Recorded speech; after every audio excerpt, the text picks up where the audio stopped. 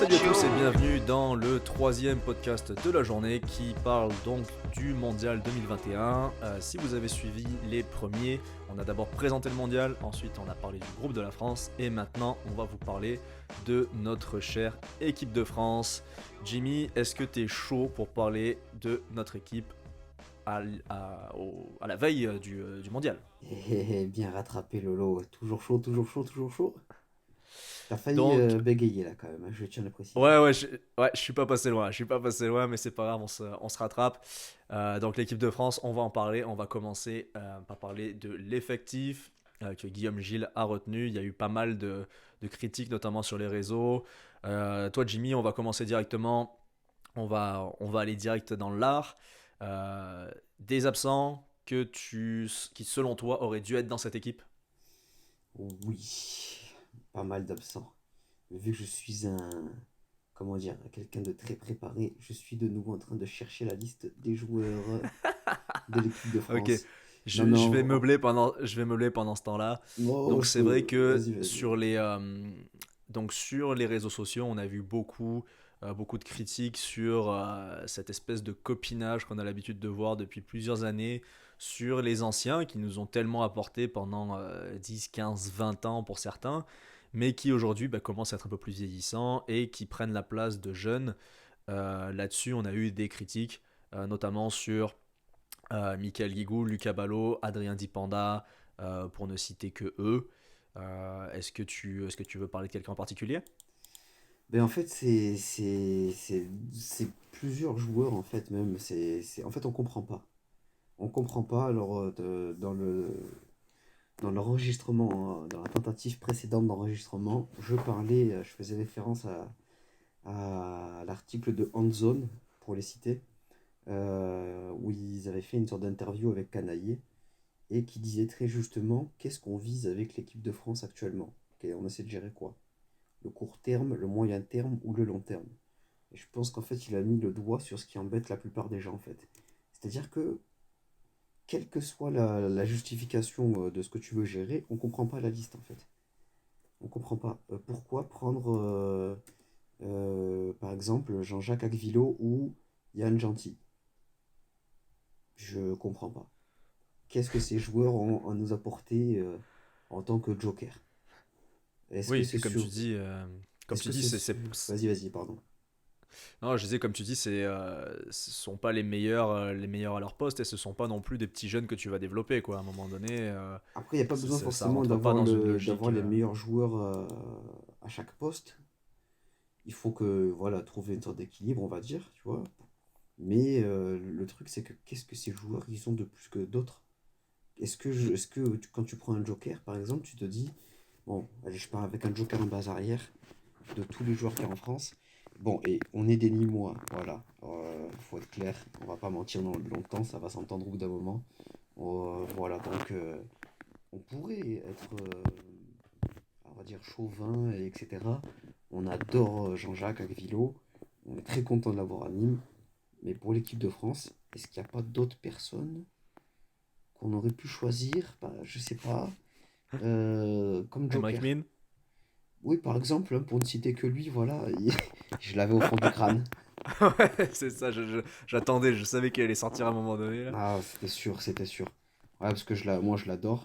Je le vois jouer en D1 depuis qu'il est là, en fait, donc depuis qu'il a 18 ans, donc ça commence à faire quelque chose quand même. Et je comprends pas, en fait. Moi, je comprends pas. Mm. Ça Bah, surtout me. Voilà. quand on voit les difficultés qu'on a eues au niveau du demi-centre. Alors on a essayé Quentin Mahé, on a essayé Melvin Richardson, bon Nicolas Clerc.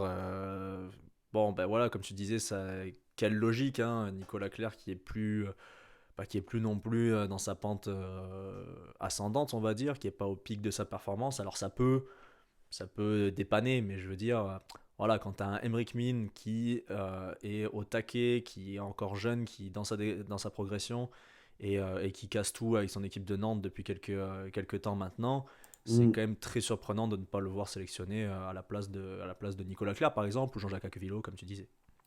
Ben, c'est ça, c'est ça. Mais après, il y a.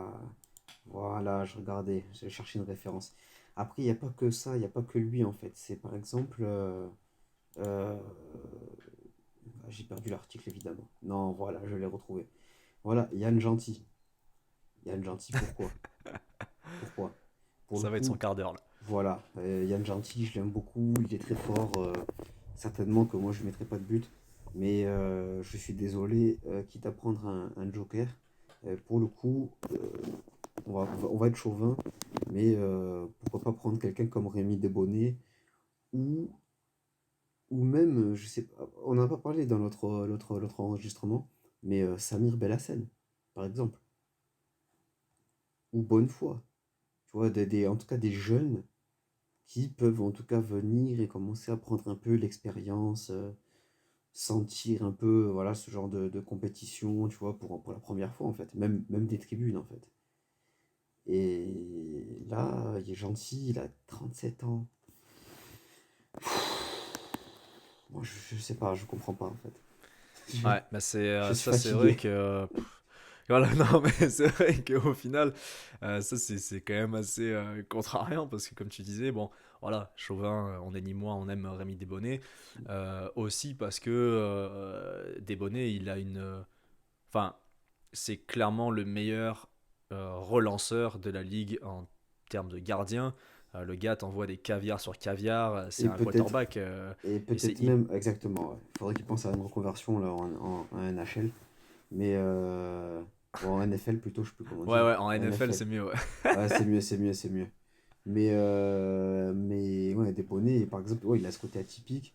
Tu vois, si tu veux prendre un joker, voilà, tu prends ça. Mais après, il n'y a pas que ça, tu vois, il y a en fait, tous ces joueurs, en fait, par exemple, on va aller vite, hein, mais je pense à Guigou, je pense à Balou, je pense à Claire, je pense bah, ça fait quand même pas mal. Ouais. Même, éventuellement même Dipanda. Encore que Ouais, Dipanda, je l'ai défendu le dernier podcast, mais on peut quand même penser à d'autres joueurs que lui. Mais je me dis, mhm. voilà, qu'est-ce qu'ils ont de plus que des Naï, que des Emmerich Min, que des Kunkud. euh, voilà. On a fini par avoir Hugo Desca quand même.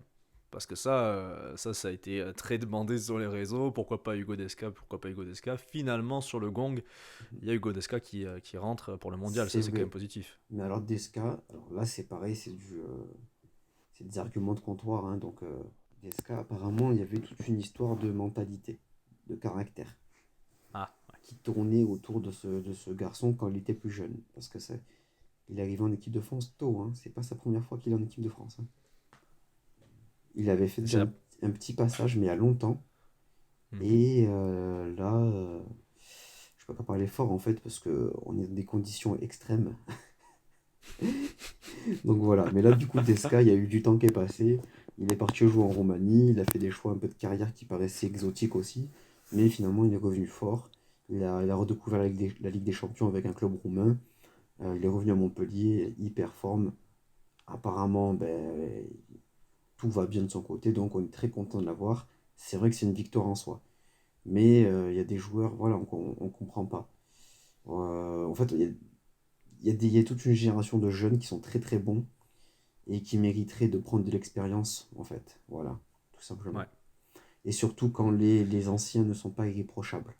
Je pense à Ouais, ouais. Guigou, à Ballot, je pense qu'ils sont pas aussi tranchants qu'avant. Nicolas Clerc, je l'aime beaucoup, mais je sais pas s'il est si mauvais que ça, Nicolas Clerc. Enfin, si mauvais que ça, qu'est-ce qu'on raconte? Je sais pas s'il est, Qu'est-ce qu'on raconte? J'avoue. s'il est si, comment dire ça? Ben moi, je dirais impactant dans le sens où pour moi, Nicolas Claire, c'est un glue guy, comme disent les Américains, c'est-à-dire un gars qui fait bien le liant dans l'équipe et qui va marquer ses deux trois buts par match, qui va faire ses deux trois passes D, et voilà, qui va faire son job, mais sans étinceler non plus. Bon, après, c'est ma vision du bonhomme, hein, Hmm. mais, euh, mais c'est peut-être le type de joueur qui est comme ça. Donc, c'est pour ça que je dis qu'il peut rendre des services. Après, est-ce qu'il va débloquer des situations Je suis pas sûr. Ben, il en a les capacités, je pense, hein. Au final, ça reste quand même un très très gros joueur, tu vois. Mais je veux dire, Ouais, est-ce ouais, que c'est vrai. il y a certainement peut-être d'autres joueurs qu'on aurait pu penser à. Enfin, moi, en fait, ce qui me choque, c'est que Emerick Min ne soit pas pris, en fait. Ouais, exactement. Je sais pas quel joueur tu ne prends pas, mais je pense que quand tu as des pépites comme ça, il a pris Prandi, il devait le prendre en tout cas, tant mieux. Mais je veux dire, pour ceux qui ont vu le match l'année dernière, ex-Nîmes, ex-USAM, d'un côté de l'autre, il y avait Prandi et Mine, c'était Dragon Ball Z. Voilà. C'était Broly 4 d'un côté et Son Goku 5 de l'autre. Il y a un but de Mine. Je crois qu'il prend une impulsion à 13 mètres, quelque chose comme ça. Et il est par-dessus toute la défense nîmoise, il flotte, les défenseurs ils retombent, il tire ensuite. Il est encore en l'air le mec et il t'envoie une praline. Ah oui, oui, il est très très fort, très très fort. Bah, c'est pour ça, je pense qu'on a été beaucoup à être un peu désabusés par cette absence de mine qui, je pense, au final, est la plus, ouais, la plus choquante entre guillemets, là, Ben sans non, vouloir pas faire forcément. sans vouloir Après, faire le mec. regarde encore une fois Dylan Naï. Pour moi, voilà, pour moi, il doit y aller à la place de Guigou en fait, que Ouais, j'adore ouais, après énormément. c'est compliqué, ouais, bah, justement, c'est compliqué. En plus, il vient de donner le brassard à Guigou, tu donnes pas le brassard à quelqu'un pour finalement dire, Ouais, bah, en fait, non, tu quittes l'équipe, tu vois, genre, c'est un peu compliqué. c'est Donc sûr. voilà. Mais pareil, Puis, Kounkoud, je disais, on en parlait aussi. Kounkoud, s'il n'est ouais, pas blessé, Koun, enfin, ouais. je vois pas pourquoi il joue pas. Mm. Mais ouais, mais bah, du coup, ouais, des choix du coach, on va peut-être parler de ça. Le coach, on a vu sur les deux derniers matchs, donc c'était les deux premiers matchs officiels de Guillaume Gilles à la tête de l'équipe de France. Mhm. Et ben, ouais, le moins qu'on puisse dire, c'est que le jeu qu'il a proposé, c'était pour le moins très décevant. Je sais pas ce que toi t'en as pensé, mais fond de jeu très très compliqué, il n'y a pas de rythme, j'ai trouvé ça très très faible. Ben, en tout cas, c'était pas brillant, au sens propre du terme, c'est-à-dire, on n'était pas ébloui en fait. Voilà, j'ai pas ressenti grand-chose en fait, malheureusement, si ce n'est beaucoup de frustration pour rester. Et voilà quoi, pour pas cracher trop d'amertume. Mais, euh, mais le problème, voilà, en fait pour moi, le problème, c'est. On, on sent qu'il y a. Comment dire? On est un peu dans le creux de la vague, si tu veux, tu vois. Ouais. C'est une transition pour autre chose que j'espère meilleure. Mais le problème pour moi, c'est tous les à côté, en fait. Tu vois? C'est vraiment l'explication qu'ils en donnent. Voilà, quand il dit qu'il a vu des belles choses à l'entraînement, ben. Ouais, c'est cool, en fait. Ouais. Mais en fait, nous, ça fait des années, en fait, qu'on s'en fout, en fait, que tu fasses des belles choses à l'entraînement, en fait. Tu vois, tu peux pas nous dire ça, en fait. Tu vois, genre. Enfin, avec tout le respect que j'ai pour Guillaume Gilles, en fait. Euh, et il a dit quoi ensuite dans l'interview, dans son Ouais, non, interview? Il a dit. non, mais c'est clair, c'est un peu comme le Domenech qui, en sortie de défaite, annonce qu'il va épouser sa femme et tout. Enfin, genre, t'es, Voilà, t'es c'est. en, t'es en- t'es en mode, ouais, ben en fait, nous on te parle du championnat du monde qui commence dans 5 jours, et toi tu me dis que vous faites des belles choses à l'entraînement, mais tu viens de perdre contre la Serbie et de faire égalité contre la Serbie sur le gong. Difficilement en Euh, plus. Voilà, donc. Ouais, non, mais c'est ça. Enfin, je veux dire, on est content que tu fasses des quadruples croisés avec renversement, rentrée de pivot et je ne sais quoi à l'entraînement. Si t'es pas foutu de faire trois passes, bah, j'exagère, hein, bien sûr. Mais je veux dire, voilà, à un Bah moment donné, non, l'équipe de France contre la t'exagères Serbie, pas. c'était. T'exagères pas. Moi, je pense à se croiser au bout d'un moment que N'Guessan tente d'initier avec son demi-centre. Et en fait, franchement, s'il y en a qui peuvent regarder le match, regardez cette action. Je crois que c'est en seconde Ah ouais. mi-temps. N'Guessan, il se lance dans la plein centre, défense 1-5 des Serbes. Et en fait, là où je comprends pas, c'est le numéro 3 donc, qui est devant la défense serbe. Il était très très loin de N'Guessan. Il était vraiment très proche du demi-centre. Et N'Guessan tente en fait de faire une passe à son demi-centre qui n'avait absolument pas suivi. Et en fait, tout le monde a été tellement surpris de la passe d'Nguessan, parce qu'il n'y avait personne pour lui faire une passe en fait, que même le Serbe a failli perdre la balle en fait, parce que la balle est partie droit dans les mains du Serbe en fait, Ah qui oui, ça défendait c'était du devant. grand art, hein, Et donc, grand art. Un et croisé à là, arrière numéro 3. on ne sait pas pourquoi. Enfin, en fait, c'est que ça peut arriver, c'est pas le problème en fait. Mais il y a eu beaucoup d'actions comme ça en fait. Il y a eu Ouais. beaucoup de petites actions symptomatiques, et malgré ça, on fait match nul en fait. Donc, tout espoir n'est pas perdu. Mais en fait, c'est le discours, quoi. On a l'impression que ça Ouais, va. puis On essaie de pas dramatiser. les sorties de temps mort aussi, c'était compliqué, hein. À chaque fois que Guillaume Gilles a pris des temps morts sur ces matchs-là, on met quelque chose en place et on y va et on perd la balle, quoi. Enfin, je veux dire, les temps morts de Guillaume Gilles ont été catastrophiques. Alors, c'est pas que sa faute à lui, bien sûr, hein, mais je veux dire, tu vois que voilà, il y a un manque de repères, il y a un manque de travail collectif ensemble là-dessus. Moi, pour moi, le coach, je dis pas que c'est facile, hein, voilà, ce gars-là, il nous a fait gagner pendant des années avec l'équipe de France. C'est ça, Mais respect à lui.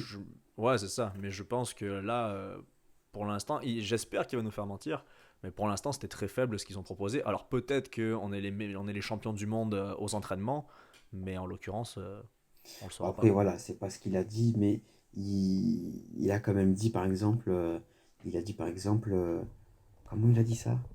Oui, mais on n'a pas eu beaucoup de temps non plus pour se préparer, Ça, c'est vrai. nouveau staff, mais quel nouveau staff?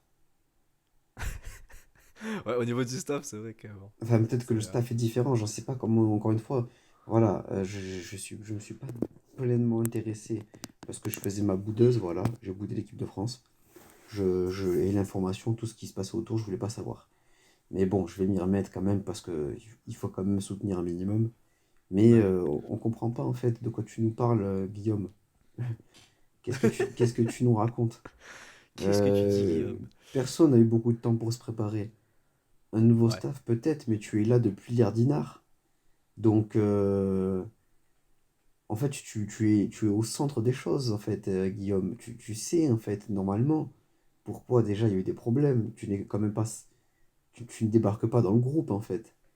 Tu vois, c'est ça. En fait, moi, c'est ça qui m'énerve, en fait. C'est tout ce manque de cohérence. C'est s'il y a une. Tu vois, regarde là, il y a un ailier là, danois, Anders Egert.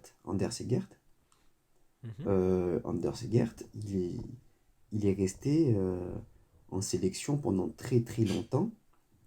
Et il a joué en club pendant très longtemps. Le mec, jusqu'à 40 ans, 39 ans, je crois, il était en sélection. Peut-être même, j'abuse, peut-être, mais 37, Ah oui, 38. oui, ah ouais, Eggert, il a fini vieux, hein, mais... Voilà, tu vois. Et ce mec-là, ben, parce qu'il était irréprochable. Irréprochable. Ah oui, oui, complètement. Comment il s'appelle, l'ailier Lindbergh, l'ailier droit, Ouais. Ouais. danois. Il a été exceptionnel pendant quelques temps avec Flensburg. Quand il a eu une baisse de régime, on ne l'a pas pris. Et d'ailleurs, même quand il était bon, des fois on le prenait pas, tu vois, parce qu'on estimait qu'il y avait meilleur que lui. Pourtant, le Ouais. type, quand il était à Hambourg, pardon, à Hambourg, il était au-dessus du soleil. Et nous, en fait, il y a des joueurs qui, certes, quand ils étaient dans leur prime, ils avaient rien envie à personne, mais actuellement, ben, je suis pas sûr qu'ils soient aussi indiscutables qu'avant. Loin de là. Ah ouais, bah c'est le problème de copinage dont on parlait, Voilà. qui existe depuis des années, hein. Il y a Donc nous, on espère peu de qu'une chose. jeunes. Après, hein, je pense, je pense que toi aussi, Lolo, ce qu'on espère, c'est vraiment que, ben, quelque part, qu'on se trompe, en fait. Ah oui, complètement. Que Oui, oui, voilà, complètement.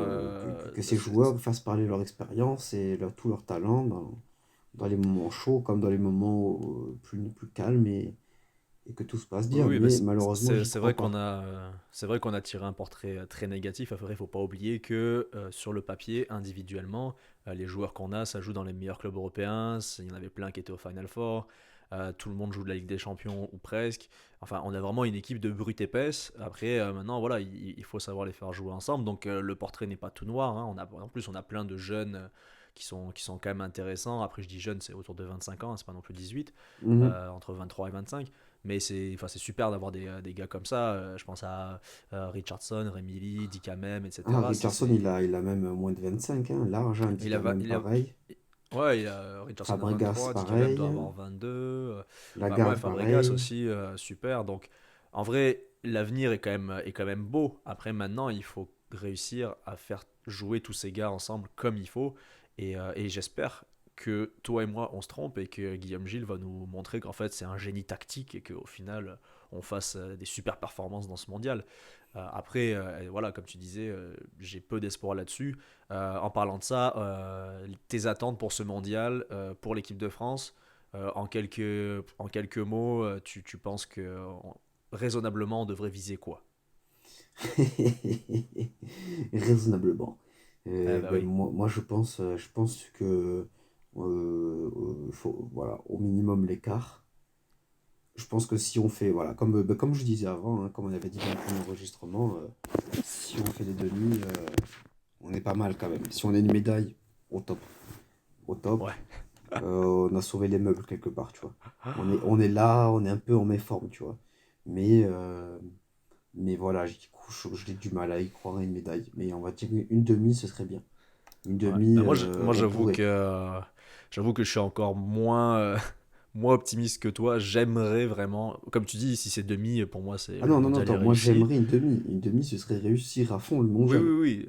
C'est Ouais, pour ouais. dire à quel point, d'ailleurs. Demi, ce serait mondial réussi. Après, raisonnablement, je pense que les quarts de finale, ça devrait être pas mal parce que deuxième, en fonction de comment on arrive dans le deuxième tour, on pourrait s'en sortir. Je pense que si en quart de finale, on tape un gros cador, style Espagne, Croatie, Danemark, je pense que ouais, ce sera le temps de rentrer à la maison.